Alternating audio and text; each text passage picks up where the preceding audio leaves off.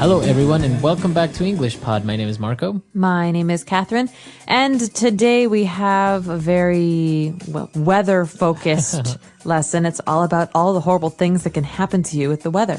Exactly. So as you know, there are many different types of weather, and not only rain or sunshine, but many other phenomena. So we're going to take a look at some of those. But before we go into it, let's take a look at one word on Vocabulary Preview. Vocabulary Preview.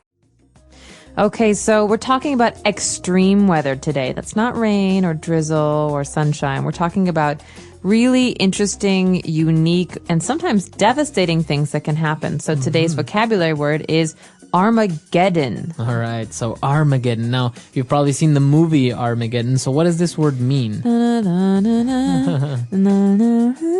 Okay, so this word is a reference to the end of the world. It means the time when the world will end because of a great catastrophe or a great disaster. Okay, so everyone talks about Armageddon. It's mentioned in the Bible. And as you say, it's when the world stops existing. Exactly. So think about that one as we listen to today's dialogue. We will be back in a minute to talk about what's going on.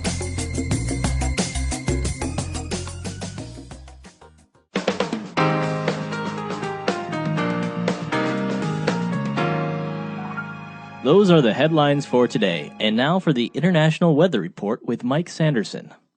Thank you, Bob. This past week has been the beginning of Armageddon for many, as a series of unprecedented meteorological events occurred around the world. In Switzerland, a major avalanche was reported in the Alps. Fortunately, no one was injured. Due to the extreme cold this winter, a blizzard has struck the U.S. Midwest, causing classes in schools and universities to be temporarily canceled.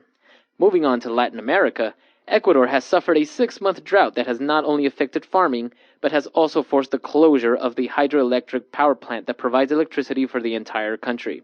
In Chile, a major earthquake that registered 7.5 on the Richter scale struck the southern region. Losses are reported to be in the billions. Authorities have not yet released an official statement. Not a great week for the world. Any good news? I'm afraid not, Bob. One of the major volcanoes in Mexico has erupted, causing major floods and landslides in the region. Meanwhile, Mexico's coast has been hit by Hurricane Liliana, and officials say that all the seismic activity leads them to believe that a tsunami may hit Central America, affecting Honduras, Guatemala, and Panama.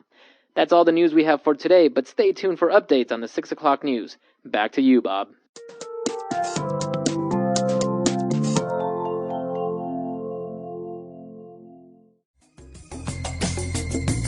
All right, we're back. And, well, this weather report is not really far from the truth. I mean, this kind of stuff happens every day all over the world, right? That's correct. And unfortunately, it's been happening very frequently in the past couple months. We've heard of a lot of earthquakes and volcanoes and things like that. So this is very valuable stuff when you're trying to talk about current events as well. Okay. So why don't we start now analyzing a couple of different words and phrases on Language Takeaway. Language Takeaway. Well, the first vocabulary item we have here is meteorological event. It's a real mouthful. It's a long word. Meteorological. So, for example, meteorological means having to do with the weather, something that's related to the weather. So, a meteorological event could be rain, snow. Okay, so it has to do with meteorology. Meteorology is the study of the weather, and someone who does this is a meteorologist. So usually the weathermen that you see on TV, they're meteorologists. So let's go now to Marco, our resident meteorologist. There we go. Our resident meteorologist. Right, okay. So meteorological events. Now moving on, one of the first events that we're going to look at is an avalanche. Avalanche. An avalanche has to do with snow. This means that when a mountain that has a lot of snow on it, maybe part of that snow breaks off and starts to roll down, you have a wall of snow that comes down. That's an avalanche. That's an avalanche. So you could say, avalanche. And the snow comes down. And it's actually very dangerous because people can get buried under the snow. Yeah, exactly. All right, so another event that has to do with snow is a blizzard. Okay, a blizzard is different from an avalanche because an avalanche, maybe it's not snowing, the snow just falls. But in a blizzard, you're talking about a storm of snow. But it's like a lot of snow coming down from the sky. So much snow that you probably can't see anything. There's just white everywhere. Okay. All right, so that's a blizzard. A lot of snow coming down from the sky. Now, moving on, the opposite of snow and things being wet is we have a drought. Yeah, this is the opposite of wet, actually. So there's no rain in a drought. A drought means that things are very dry. The land is very dry. Okay, so it's a period of time that there's no snow, there's no water, there's no rain, there's nothing. It's very, very dry. We're going through a drought. Correct. And the problem with a drought is very dangerous is because people cannot grow food in a drought. And so lots of people starve when this happens. Okay, so you gotta watch out for a drought. Now, in this case, it not only affected farming, but also we have a hydroelectric power plant that can't work, obviously, because there's no water. So hydro means water. Hydroelectric means electricity that is generated by flowing water. And so, for example, a mill, something that churns water on a river, is a way to get power from water. But Right. a hydroelectric project that can give you electricity is maybe like a dam or an electric mill. Right. So usually you have these on rivers and they just take advantage of the flowing of water to turn some huge turbines and generate power. So that's all we have for now. Why don't we listen to the dialogue again? And we'll be back shortly to take a look at some more words. Those are the headlines for today. And now for the International Weather Report with Mike Sanderson. Thank you, Bob. This past week has been the beginning of Armageddon for many, as a series of unprecedented meteorological events occurred around the world. In Switzerland, a major avalanche was reported in the Alps. Fortunately, no one was injured. Due to the extreme cold this winter, a blizzard has struck the U.S. Midwest, causing classes in schools and universities to be temporarily canceled. Moving on to Latin America, Ecuador has suffered a 6-month drought that has not only affected farming, but has also forced the closure of the hydroelectric power plant that provides electricity for the entire country. In Chile, a major earthquake that registered 7.5 on the Richter scale struck the southern region. Losses are reported to be in the billions. Authorities have not yet released an official statement. Not a great week for the world. Any good news? I'm afraid not, Bob. One of the major volcanoes in Mexico has erupted, causing major floods and landslides in the region. Meanwhile, Mexico's coast has been hit by Hurricane Liliana, and officials say that all the seismic activity leads them to believe that a tsunami may hit Central America, affecting Honduras, Guatemala, and Panama. That's all the news we have for today, but stay tuned for updates on the 6 o'clock news. Back to you, Bob. Well, a word that many people are unfortunately familiar with is Richter or Richter scale. And now this is something that a lot of people are talking about right now because of the earthquake in Sichuan, China last year, and the earthquake in Haiti very recently. And so the Richter scale, that's a big R because it's a proper name, is a way for us to determine how severe, how big the earthquake was. Right, so people talk about a 6.0, a 7.1, so that's on the Richter scale. The lowest is 0 and the highest is 10, correct? Right, but 10 is like impossible, apparently. Apparently, and a lot of them are actually underwater, but the very serious ones are maybe 8.0, 7.0. All right, so Richter scale. Now, we talked about earthquakes, we talked about snowing. Now, let's talk about a volcano. A volcano in Mexico has erupted. Okay, so we've got two words here, volcano. A volcano is a mountain that has an opening in the center where lava from the middle of the earth, the center of the earth, can come out. So it's very dangerous, obviously, because it's very hot. Right. But a volcano doesn't open, it erupts. So the verb here that we use with a volcano is to erupt. Okay, so it doesn't explode, a volcano erupts. That means to open violently, very quickly. Okay, so when this happens, obviously you have a lot of lava, you have maybe snow that melts, and you have floods and landslides. Okay, landslides. A landslide is one word, but it's made up of two words that you probably already know. So land, obviously, it's the ground and the things earth. like that, the earth.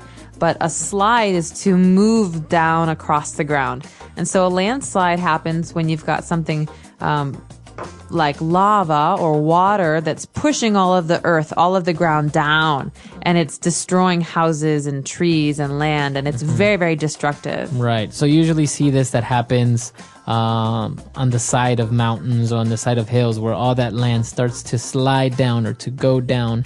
And it's very similar to an avalanche, right? But instead of snow falling down, it's land. Mud and land. Mud, yeah. All right. So we have a landslide. And because of all the eruptions and the earthquakes, they said that they have a lot of seismic activity.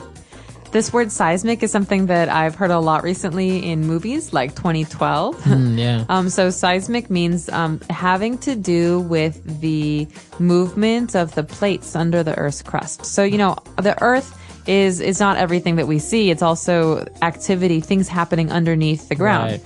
And so underneath the ground, we have these big plates, and seismic activity is what happens when these kind of things start to move.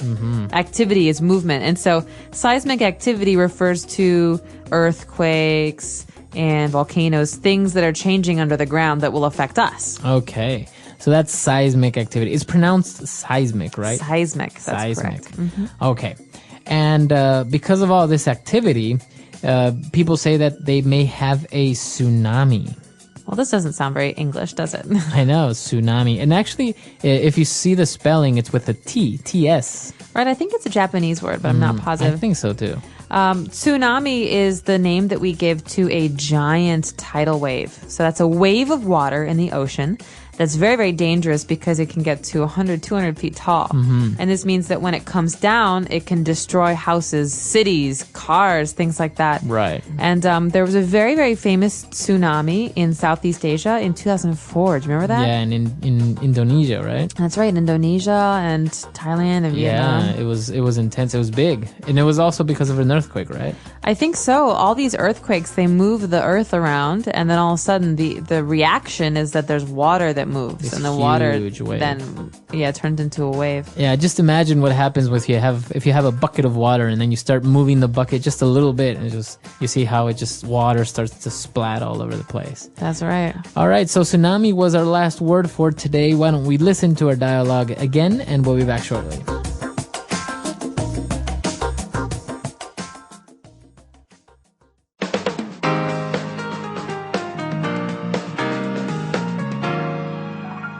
Those are the headlines for today. And now for the International Weather Report with Mike Sanderson. Thank you, Bob. This past week has been the beginning of Armageddon for many, as a series of unprecedented meteorological events occurred around the world. In Switzerland, a major avalanche was reported in the Alps. Fortunately, no one was injured. Due to the extreme cold this winter, a blizzard has struck the U.S. Midwest, causing classes in schools and universities to be temporarily canceled. Moving on to Latin America, Ecuador has suffered a 6-month drought that has not only affected farming, but has also forced the closure of the hydroelectric power plant that provides electricity for the entire country. In Chile, a major earthquake that registered 7.5 on the Richter scale struck the southern region. Losses are reported to be in the billions. Authorities have not yet released an official statement. Not a great week for the world. Any good news?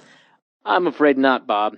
One of the major volcanoes in Mexico has erupted, causing major floods and landslides in the region. Meanwhile, Mexico's coast has been hit by Hurricane Liliana, and officials say that all the seismic activity leads them to believe that a tsunami may hit Central America, affecting Honduras, Guatemala, and Panama. That's all the news we have for today, but stay tuned for updates on the 6 o'clock news. Back to you, Bob.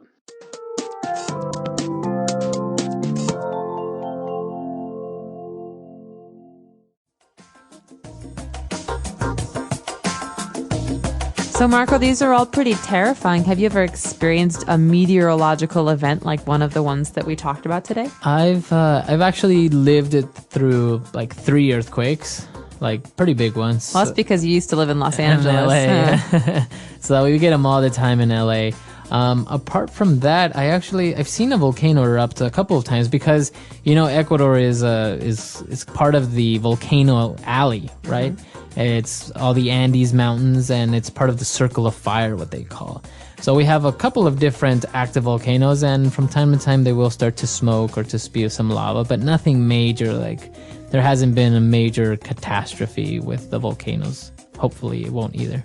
Well, and these days they have a lot of equipment, seismic equipment and meteorological equipment that can help meteorologists to determine when things will happen, like when a volcano will erupt or if there will be an earthquake, because they can study the tremors in the ground. Right. Yeah, and I think probably the most famous volcano is, I think it was in Italy, right? Mount Vesuvius. That's right. So you've got Mount Vesuvius in Naples, which famously destroyed a number of cities in this ancient civilization and ancient What is a major Roman times. eruption? It was, and what's amazing is that they still have a lot of the buildings Underground, under right? the ash. Wow. Because when all the ash settled, it preserved the bodies like a mummy. That's and so you crazy. can see the bodies and the things that they, their jewelry and their money, and it's fascinating because it's this horrible, horrible natural disaster actually helped us in the future learn about this old civilization. Yeah. It's crazy. Actually, in Ecuador, you can see a huge hole that has like a lake in the middle. And you're like, oh, wow, that's beautiful. But that's actually caused because the entire mountain just kind of blew the top off, like the cone, because of this major eruption. So you can just imagine how Wow. powerful these eruptions are. I can just imagine what it would have been like Mount Vesuvius. But anyway, on a brighter note, if you have any questions, any comments, or any stories of your own, maybe you've lived through a typhoon, a hurricane, or tornado, you can come to our website, englishpod.com. We hope to see you there. All right. Bye, guys. Bye.